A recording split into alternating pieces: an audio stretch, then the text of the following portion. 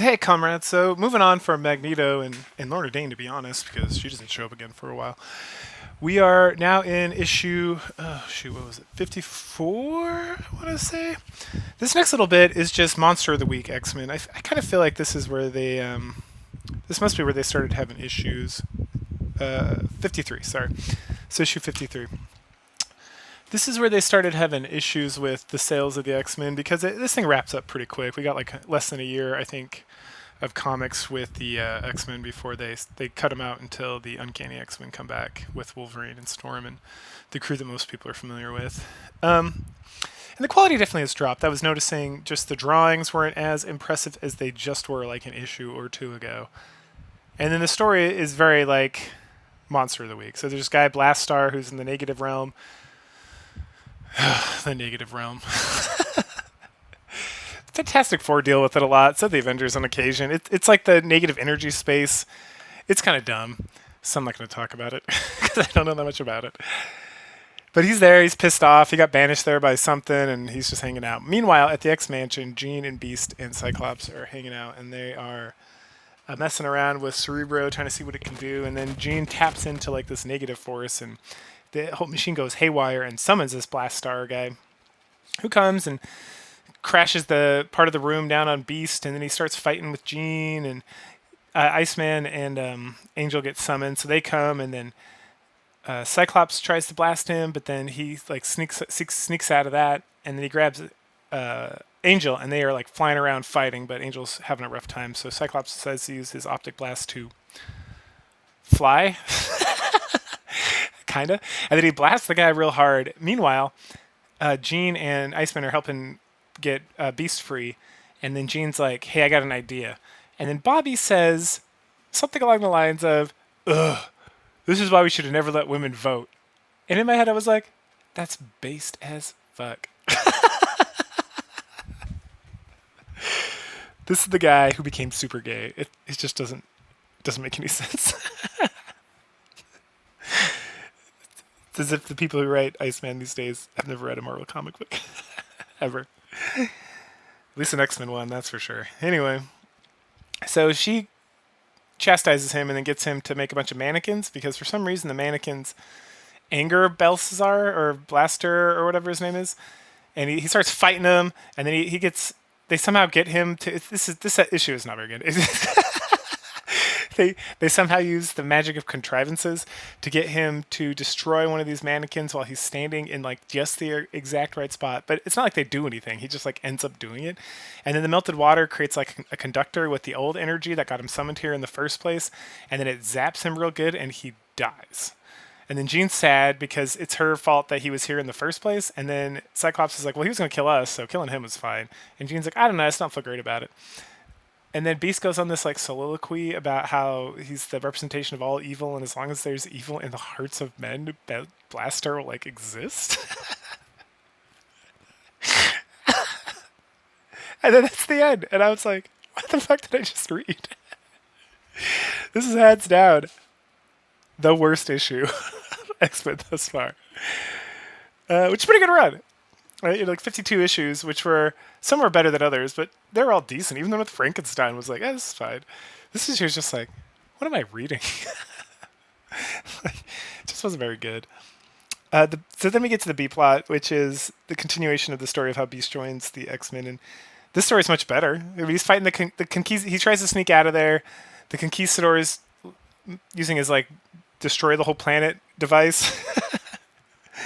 And he has like a lightning sword, and he's trying to strike Beast with it. Beast is jumping around and dodging, and then like Cyclops blasts in the front door, and Angel and Iceman come in, and they're all fighting all the cronies, and they beat all the cronies, but then the Conquistador is like, haha, I'm still gonna use my destroy the whole planet device, and he hits it, and instead of doing that, it like destroys him, and the whole base starts getting destroyed, and the X-Men kind of reconnoiter out in front with Xavier, who reveals to them that it's like, oh yeah, I rewired it with my brain.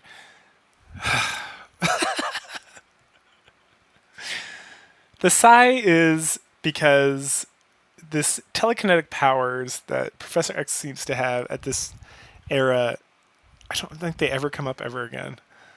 It's, which is fine. It's just one of those things where it's like, you can't go back in time and change. But I guess they kind of retconned it, that he never had these telekinetic powers, and that this is just, he's just saying bullshit because he's an asshole. I don't know.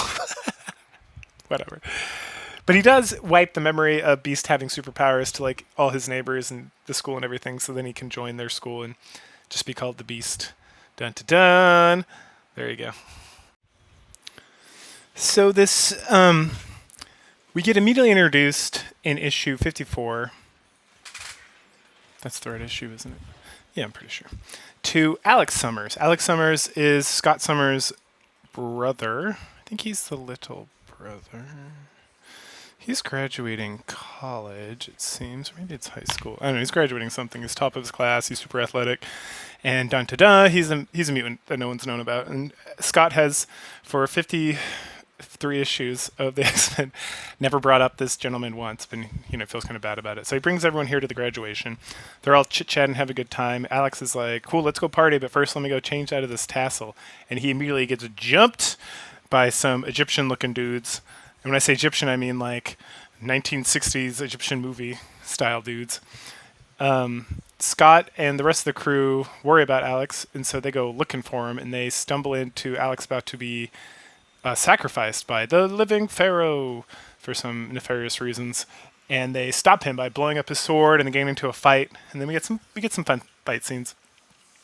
Jean tries to use her telepathic powers or telekinetic, I think it's telepathic powers, on the pharaoh, and it reverberates like a wall spell in Final Fantasy and hits everybody and like, oh. And then, Iceman freezes a bunch of guys, but then, they're able to finally kind of like escape, and they're able to rescue Alex. I mean, like the Pharaoh and his men like run away and hide, and then Alex gets rescued. And then Cyclops in his X-Men garb calls Alex his brother, and he's like, brother, you're my brother? And then everyone's like, all right, we're going to leave you two alone. You can kind of figure this out and have a nice chit-chat about whatever you got to have a chit-chat about. And they're like, cool, see ya. And then as soon as everyone leaves, the Pharaoh's like, I'm back! And then he uses some sort of gas or whatever on the boys. And then Cyclops wakes up. And this is actually how the issue starts. Is with Cyclops, Scott waking up and the police being like, you're a murderer! And he's like, so anyway, they claim that he murdered the Pharaoh, who's laying there unconscious on the ground. I don't think they realize that he's like a supervillain. And then Cyclops is like, I have to rescue my brother Alex. I don't see him here. So maybe he murdered him. I don't know. So he smashes one of the police officers' guns with his bare hands and shatters it, because Cyclops is also the Hulk, apparently. And then knocks the other guy out and runs. And he's able to escape into like these tunnels, fall after the Pharaoh, some men, and try to figure out what's going on. And then all of a sudden he's like, dun dun dun, it's the living Pharaoh. And he's like, no, you're dead. And then the living Pharaoh's like, I have 10,000 lives. I am the Pharaoh. To be continued. So good stuff. Most of this issue is the fighting, and the fighting's, it's decent. Like I said, the quality seems to have gone down a little bit. But it's still good stuff. A lot of jibber jabber between everybody. The B plot is Angel. So we finally get to see Angel. We see him as a child, like climbing on trees, and his parents complaining about how he's always going high up in the air and doing all this stuff, and how he's very like dexterous when it comes to going high, and they're worried about him. Eventually, he goes off to boarding school, and in boarding school, he's super strong, he's super fast, he's super smart. Right? He's like, because he's a mutant, he's got all these extra things going on. He's just the top of the chain or whatever. And then one day someone is like, hey, your shoulder blades look like super big. And he's like, huh? And then a couple days later, he like finds some feathers in his bed. He's like, I have concerns. And then he starts growing tiny little wings, and he's like, aha. So then he becomes a real asshole, in his own words, so that he can be placed in like his own room instead of being like in a room with someone else. And so, he's like, wow, I have like full on wings now. I gotta figure out what to do with these. I gotta like hide them real well or something. And then he smells smoke, and one of the dormitories where he used to live is on fire. So he goes to like the prop, like the acting lounge at this school, and dresses up like an angel, with long hair and a white robe and all that. And he flies off and like gets some rope and helps everyone escape, and then flies off into the distance. And they're like, wow, an angel saved us. And that's to be continued on that as well. So now that Cyclops has found the Pharaoh again, they have a little tit for tat battle, and the Pharaoh ends up knocking him down with his like Pharaoh magic powers and dragging him off. And we see that him and Alex is in like a sarcophagus, and they take him and Alex, and they board a plane and fly back to Egypt. Meanwhile, the X-Men, specifically Jean Grey, are tracking Cyclops. She keeps losing him and then catching him, like their mental connection or whatever. But they hop in one of the various vehicles the X-Men have and take off because she's like, I got him. So they head and they find the plane, and the Pharaoh, the living Pharaoh, apparently charted this whole plane by himself. And we see that Cyclops has this crazy mask on that he can't take off, and that it like makes it so he can't use his powers. Anyway, he's very concerned for Alex. He doesn't want Alex to have, mutant powers. He wants him to just have a normal life and all that good stuff. And the Pharaoh's like, I'm going to sacrifice both of you for reasons. I don't think I ever caught exactly what the point of killing them was, except that they're mutants and he wants to utilize their life force or something. Anyway, so he uses his little like scepter or whatever to blast the X-Men out of the sky, and they fall into the water and like, oh drats, now we'll have to figure out how to get to where they're going. Meanwhile, the Pharaoh with Alex and Scott and his whole group of cronies, they end up at this pyramid, and inside he's like, haha, I'm going to kill you both, and there's something you can do about it. Rah, rah, rah, rah, rah. And then he shuts the door and starts filling the place up with water. So then Cyclops uses his head and like bashes in the sarcophagus, which gets Alex out because Alex is awake. And then Alex is able to help him get his mask off, and they burst out of the pyramid and they start just fighting everybody. And Cyclops is starting to like, utilize the extent of his like optic blast, which at this point is still in a kind of weaker form than we'll see later, because he just gets better the more he uses it and the more it absorbs like sunlight, his eyes generally, like throughout his life, I guess, as described earlier on. Not in this issue, but like one of the side issue, like the B plot issues, like in the issue like 40 something. Anyway, so we get that good stuff going on, and then the Pharaoh's like, aha, I will destroy all of you, this is it, and he's about to cast his thing, and then he gets lifted up in the air by Angel, and the X-Men are here, and they're here to fight and help, and they're fighting and fighting and fighting, and then at some point Alex is like, look out, Scott, the Pharaoh's gonna hit you with one of his like crazy bad blasts, and you see the Pharaoh about to do it, but then Alex uses some sort of mutant power to like blast the top off the pyramid, and the Pharaoh's like, no, escape my minions, leave, and I'll call you someday. And then he like vanishes as well, and they all run off, and the X-Men are like, wow. And then Alex is like, hey, what are you guys all staring at me for? And Cyclops says, don't you realize that you're a mutant?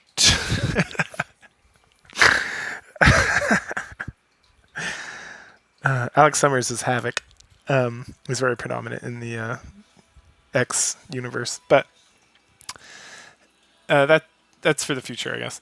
Next up, we have the B plot with the Avenging Angel. That's right. So after Warren like discovered his wings and started helping people, he's like, I'm going to turn into a vigilante hero. So he buys like a loft in New York, and he flies around in like this costume he made that is like cold proof or something, and he has like this gun with gas pellets.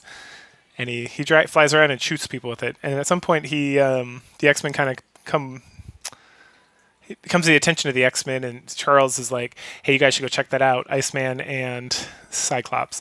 And so on one of Warren's like excursions out into the wildlands of New York City, he stops these guys from stealing something from like an atomic research center, like a canister of some sort, and then he takes it back to his apartment, and in his apartment are Iceman and Cyclops, and they're like, hey, we want to invite you to join the X-Men. And Warren's like, I'm alone. I don't know, he says some 1960s thing. Like, or 1970s at this point. He's like, I'm a lone operator, chief, or some bullcrap like that.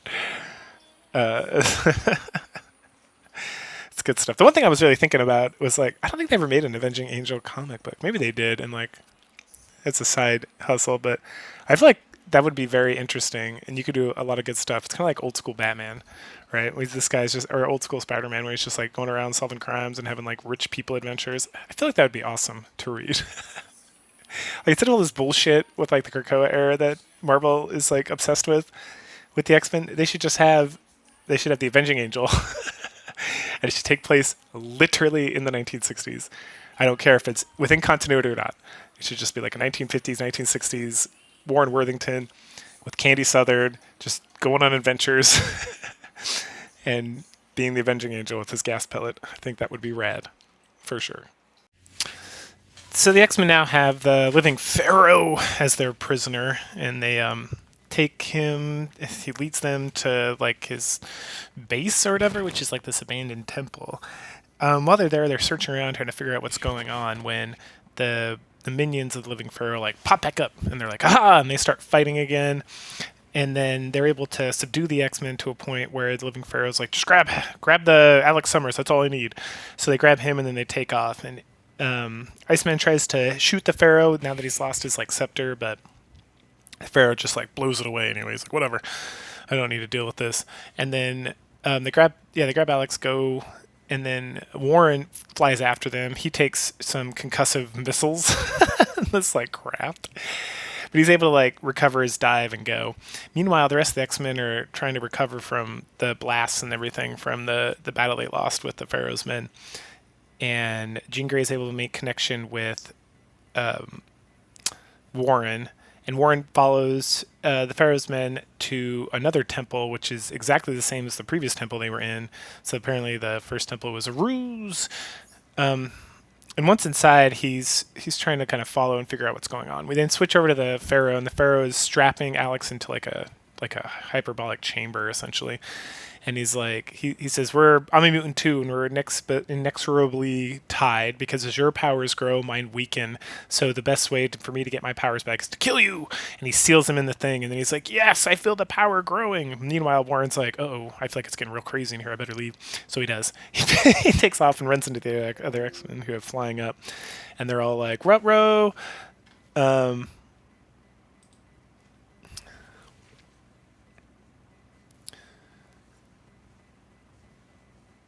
And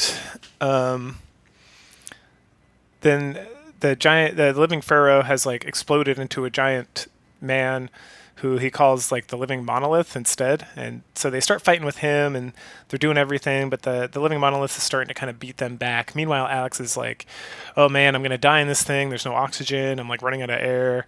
I don't know what I did earlier, but I was able to like tap into some sort of power, so I just got to do that again. So he focuses really, really hard, and then it goes back out to the X-Men who are fighting the living monolith, and he starts to get weaker and weaker, and then the whole like temple like structure like explodes, and the X-Men are like, holy cow, what just happened? Like the living monolith is dead and everything, and standing there is Alex, and he's like freaking out, and he's like, I was able to use this power, but now I can't control it, and that's the end. That's the end of this arc, I'm going to say. The X-Men gets real serialized. Serialized? No, I don't think that's the correct term. It kind of like it doesn't have like breaks like it did previously necessarily for the rest of this initial run.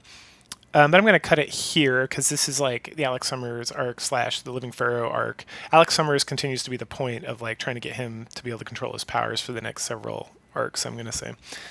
But yeah, so this was fun. We got Alex Summers introduced. We already have Lorna, and those are two prominent X-Men / X Factor for a large portion of X Factor's kind of run later on.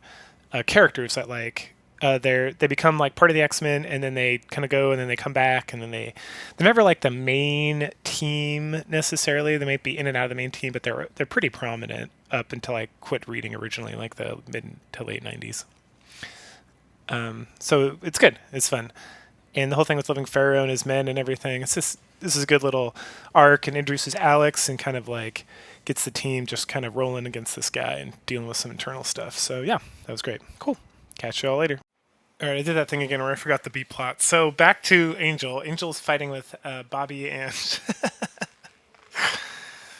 so professional. And Cyclops when he's able to knock out Bobby, but then Professor X keeps telling Cyclops, like, don't hit him, don't hurt him, don't do anything crazy. And so eventually Professor X has to, like, mind dive into Angel to be like, hey, you need to listen. We're here to help.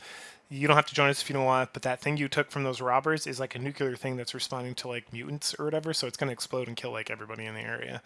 And then Angel's like, oh, that sounds pretty reasonable. What do I do? And he's like, you got to freeze it and then open it so it doesn't explode and kill everybody. And he's like, well, too bad I knocked Bobby out. He's like, I have an idea. So he flies all the way up into like the atmosphere where he starts to freeze, and then he cracks it open so that nothing happens, and then he falls to the ground, and Professor X makes sure that he stays awake long enough so that he's able to like pull out of the dive. And then he returns with Bobby and Scott to Professor X, where he decides he's going to join the X-Men. The end. pretty straightforward. Good stuff. All right, cool. Catch y'all later.